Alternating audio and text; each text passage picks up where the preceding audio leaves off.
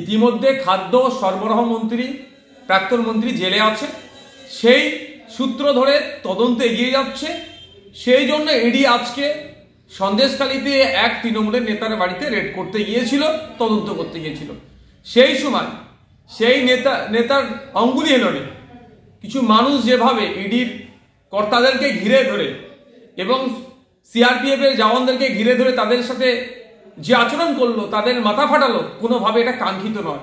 এর জবাব দিতে হবে, বাংলার মানুষকেও দিতে হবে এবং দেশের আইন বিচার ব্যবস্থা আছে দিতে হবে। কাদের নেতৃত্ব হচ্ছে? পঞ্চায়েত নির্বাচনে এই শওকত মোল্লা সাহেবরা এই শাহজাহান সাহেবদের মতো লোকেদের কাছ থেকে যুক্ত হয়ে অস্ত্র শস্ত্র অবৈধ নিয়ে এসে ভাঙড় সহ যেখানে যেখানে সন্ত্রাস চালিয়েছে এর মূল হোতা হচ্ছে এরা। এদেরকে চিহ্নিত করা দরকার, এদের বিরুদ্ধে আইনত ব্যবস্থা গ্রহণ করা দরকার। এরা তদন্তে ডিস্টার্ব করছে, এদের অত ভয়ভীতি কিসের? যদি এরা নিষ্পাপ হয়, যদি এরা নির্দোষ হয়, তদন্তকে সহযোগিতা করতে পারে। তো উল্টে কি করছে? মানুষকে লেলিয়ে দিচ্ছে, লেলিয়ে দিয়ে এদের উপর আক্রমণ চালাচ্ছে। আমি ধন্যবাদ জানাবো ইডির কর্তাদেরকে এবং সিআরপিএফ এর যারা ওখানে জওয়ান ছিলেন, তারা, আমি ভিডিও দেখছিলাম, অত্যন্ত বুদ্ধিমত্তার সাথে জিনিসটাকে হ্যান্ডেল করেছে। তারা কোনো অঘটন ঘটতে দেয়নি, তাদের বুদ্ধিমত্তার পরিচয় দিয়েছে। কুল ব্র্যান্ডে ওখান থেকে তারা বেরিয়ে আসতে পেরেছে। তবে একটা কথা, তার সাথে সাথে যেভাবে সংবাদ মাধ্যম আক্রমণের শিকার হলো, কারা আক্রমণ করলো?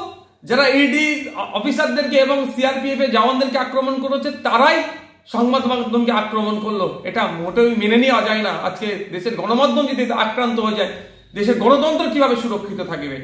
পরিশেষে বলবো, আমি সংখ্যালঘু সমাজের মানুষের কাছে আমি একটা বার্তা দিতে চাই, আপনারা সজাগ সতর্ক হন। এই শওকত মোল্লা, এই শাহজাহান শেখদের বা এদের মতো নেতাদের থেকে আপনি সজাগ থাকুন।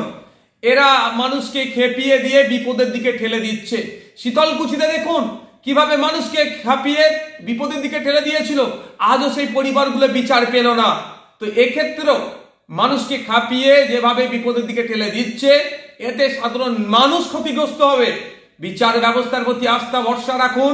কেউ অন্যায় করলে ছাড় পাবে না, আর কাউকে অন্যায় করে বেশি দিন আটকে রাখতে পারবে না। তাই সংখ্যালঘু সমাজের মানুষকে আহ্বান করব, এই শওকত মোল্লা, এই শাহজাহান শেখদের মতো যারা আছেন, এদের ফাঁদে আপনারা পা দেবেন না। আপনাদের কাছে অনুরোধ করছি, আপনারা বিগত দিনের কর্মকাণ্ডগুলোকে দেখে একটু শিক্ষা নিন, শীতলকুচির কাণ্ডটাকে দেখে শিক্ষা নিন। এই আজকে বড় দুর্ঘটনা ঘটে গেলে কারা ক্ষতিগ্রস্ত হতো? গ্রাসরুট লেভেলের সাধারণ মানুষ ক্ষতিগ্রস্ত হয়ে যেত। তাই অনুরোধ করছি, এদের ফাঁদে আপনারা পা দেবেন না। আপনারা বিচার ব্যবস্থাকে প্রভাবিত করবেন না, বরঞ্চ বিচার ব্যবস্থাকে আরো সহযোগিতা করুন, তদন্ত প্রক্রিয়াকে আরো সহযোগিতা করুন। যারা আজকে অন্যায় করেছে তাদেরকে চিহ্নিত করে যাতে জেলে রাখা যায়, তার জন্য বিচার ব্যবস্থা যারা আধিকারিকরা আছেন প্রত্যেকের কাছে আমি অনুরোধ করছি। যে শাহজাহান সাহেবের কথা এখন চর্চা হচ্ছে, কয়েক বছর পূর্বেই মন্ত্রী সিদ্দিকুল্লাহ চৌধুরী সাহেবকে এই শাহজাহান শেখ সেখান থেকে এক প্রকার অপমান করে ধাক্কা দিয়ে তাড়িয়ে দিয়েছেন। মুখ্যমন্ত্রী একটাও শব্দ খরচ করেননি। যে শাহজাহান শেখে আমরা ভুলে যাচ্ছি না, সম্ভবত 2015 সালে একটা নতুন বাস রুট যেটা হয়েছিল, এই শাহজাহান শেখ সেটাকে সম্ভবত বন্ধ করে দিয়েছিল। মুখ্যমন্ত্রী উষ্মা প্রকাশ করেছিলেন, কে এই শাহজাহান বলে তিনি বলেছিলেন, কিন্তু তার বিরুদ্ধে ব্যবস্থা গ্রহণ করা হয়নি।